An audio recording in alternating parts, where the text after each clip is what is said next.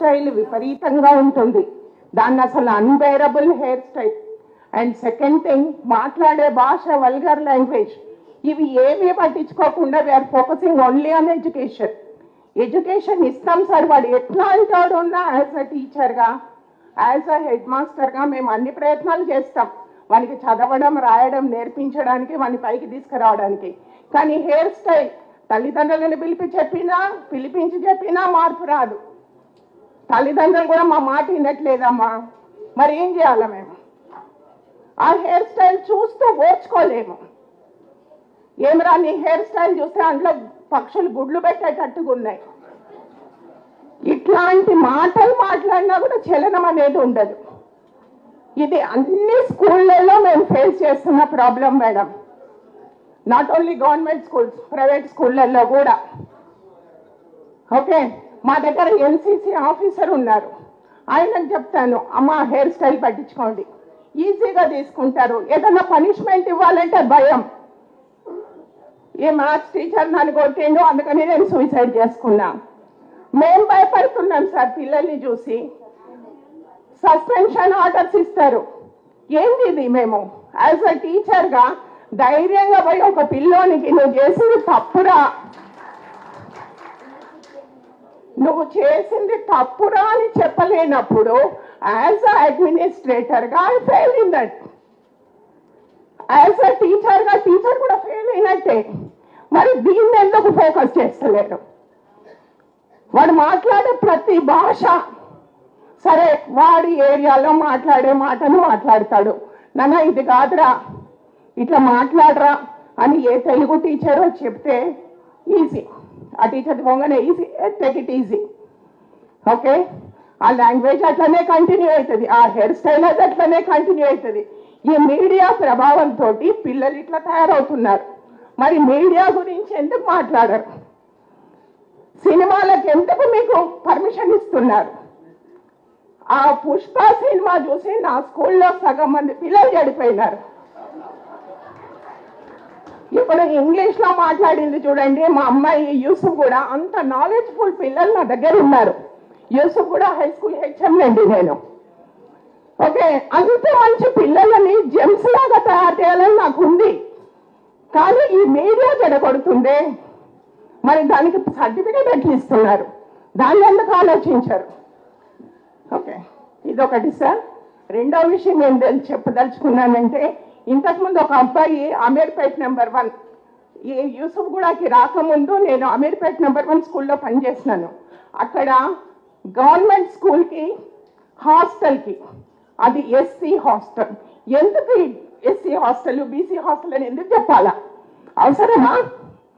ఎవరైనా కొట్లాడితే ఫలానా ఎస్సీ హాస్టల్ పిల్లోడు, ఫలానా బీసీ హాస్టల్ పిల్లోడు.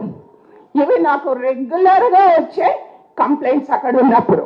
అంటే అక్కడ 10 మంది పిల్లలలో 9 మంది ఎస్సీ పిల్లలకి ఇస్తే ఒక బీసీ క్యాండిడేట్కి ఇవ్వాలి, అది రూల్. ఇస్తే ఓకే, కానీ కొట్లాడిందేవాడు ఎస్సీ పిల్లోడు. అక్కడ ఎస్సీ పిల్లోడు అని చెప్పాల్సిన అవసరం ఉందా? అంటే మనమే ప్రమోట్ చేస్తున్నాము క్యాస్టిజంని. ఇవన్నీ అవసరమా? ఆలోచించి ఎస్సీ బీసీ క్యాస్ట్లతోటి హాస్టళ్ళు పెట్టద్దండి దయచేసి. ఐఎమ్ రిక్వెస్టింగ్, అందరు పిల్లలకు ఎడ్యుకేషన్ ఇవ్వండి. పిల్లలందరి ఐక్యూ లెవెల్స్ వేరువేరుగా ఉంటాయి. అందరూ మింగిల్ అయితే కనుక వాళ్ళ ఐక్యూ లెవెల్స్ ఇంకా బాగా డెవలప్ అవుతాయని నా ఆలోచన. పేరెంట్స్ సపోర్ట్ చెయ్యరు. ఇంకొకటి, అమ్మాయి ఓ మాట అనింది, పేరెంట్స్ సపోర్ట్ చేయాలా? ఆ పిల్లకి నేను చెప్పింది ఏమీ లేదు, కానీ నిక్కచ్చిగా ఆ పిల్ల అనుకున్న మాటలు చెప్పింది మా స్టూడెంట్. పేరెంట్ కేర్ తీసుకోవాలా? పేరెంట్ మీటింగ్కే రాడు. ఏం కేర్ తీసుకుంటారండి? హెయిర్ స్టైల్ గురించి చెప్తే అమ్మ నా మాట వినడు. ఏం చేయాలా నేను?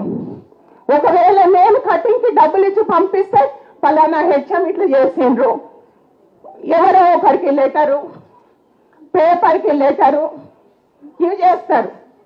మరి నేనేం చేయాలా? అంటే పనిష్మెంట్ ఇవ్వడం తప్ప. ఇంకొకటి, 10th క్లాస్ ఓపెన్ 10th పంపిస్తారు. ఓపెన్ 10th ఎవరు పంపమండి, ఏ గవర్నమెంట్ హెడ్ మాస్టర్ కూడా ఓపెన్ 10th పంపము. తర్వాత రెండో విషయము, పిల్లలకి చదువుకోమని చెప్తాము, లాస్ట్ వరకు కూడా హాల్ టికెట్లు డౌన్లోడ్ చేసుకుంటారు. ఎక్కడ నేను పనిష్మెంట్ ఇవ్వలేదు. వాడి జీవితంలో ఎక్కడ సెట్ అవుతాడండి? ఇది తప్పు అని మనకి తెలియడమే లేదు. అంటే నేను చేస్తున్నది పనిష్మెంట్, నేను ఇస్తున్నది పనిష్మెంట్ అని నేను అనుకోను. వాడి జీవితంలో వాడిని సెట్ చేయాలనుకుంటా. పనిష్మెంటే ఇవ్వద్దు. 10వ తరగతి దాకా పనిష్మెంట్ లేకుండా, డీటెన్షన్ లేకుండా 10వ తరగతికి వచ్చిండు. 10వ తరగతిలో ఏదో పాస్ అయ్యిండు. బయటకు వచ్చిన తర్వాత ఇంటర్మీడియట్లో మన రిజల్ట్ పడిపోతుంది. ఇంటర్మీడియట్ దాకా అందరు రారు. వాడు ఏమవుతాడండి? క్రిమినల్ తయారవుతాడు. కాబట్టి నేను అనేది ఏంటంటే పనిష్మెంట్ అనేది స్కూల్ లెవెల్లో ఉండాలి, కొంత లిమిట్ వరకు. ఇది తప్పు అని చెప్పగలిగే ధైర్యం టీచర్కి రావాలా. టీచర్ ధైర్యంగా ఏ రోజైతే చెప్తాడో ఆ రోజు ఆ సొసైటీ బాగుపడుతుంది. టీచర్ ధైర్యంగా చెప్పకపోతే సొసైటీ బాగుపడదు. ఇది నేను అనుకున్నదండి, నా ఒపీనియన్ అండి. ఓకే, మానిటరింగ్ కూడా యాజ్ అ డిప్యూటీ ఐవైఎస్ గా నేను ఖైరతాబాద్ 1లో పనిచేస్తున్నాను. నేను వెళ్ళిన ప్రతి స్కూల్, నా అండర్లో 7 స్కూల్స్ ఉన్నాయండి. ఈ 7 స్కూల్స్లో 5th క్లాస్ పిల్లలందరికీ చదవడం వస్తుంది. నేను డిక్లేర్ చేస్తున్నాను, 5th క్లాస్ పిల్లలందరూ చదువుతున్నారు. అంటే మేము అచీవ్ చేసినాం. అది రాయడం నేర్పించుకుంటాము. ఓకే, చదవడం రాయడం ఈ అకాడమిక్ ఇయర్ ఎండింగ్ వరకు మేము చేస్తాము. కానీ మరి పిల్లోడికి టీచర్లు లెక్కలేదు, హెడ్ మాస్టర్ లెక్కలేదు, ఎవరు లెక్కలేదు. మరి వీళ్ళు ఎవరు బాగా చేయాలా?